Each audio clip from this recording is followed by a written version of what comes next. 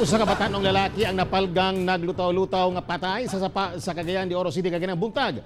Dugang detalye sa live report ni Cyril Chavez. Cyril.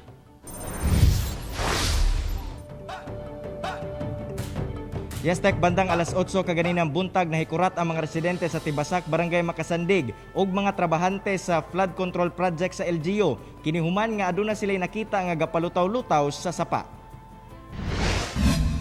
Wala na'y kinabuhi diyang nakitaan sa mga residente sa Tibasak, Barangay Makasandig sa Cagayan de Oro City. Kining usa ka batanong lalaki nga naglutaw-lutaw sa sapa.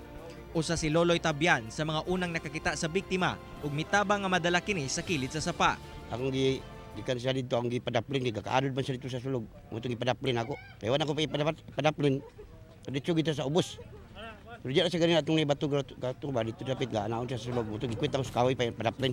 Sumala pa sa PS9 Nazareth nga wala pa sila identifikasyon sa maong biktima. Labi pa nga wala may nataho nga missing ilawom sa ilang area of responsibility. Bana-bana sab nila nga naa sa G115 anyos ang pangindaron sa maong biktima ug tungod wala kini sinina, dako ang ilang pagtuo nga naligo kini sa sapa ug nalumos. Sa pagkakaroon foul play ni Sali, wa man tay nakita nga murag bunog niya.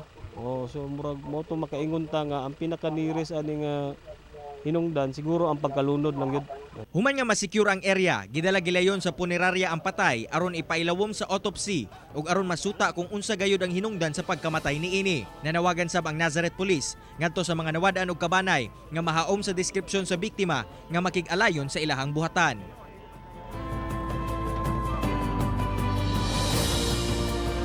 Tek, base sa ako ang ulahing pakiginabi kang Police Major sa Banal ang hepe sa Nazareth PNP, sigon pa niya wala pa yung mga posibleng banay sa biktima nga miadto sa ilahang opisina.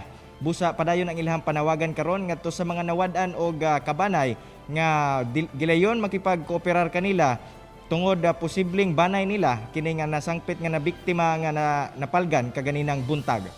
Tek. Daghang salamat, Cyril Chavez.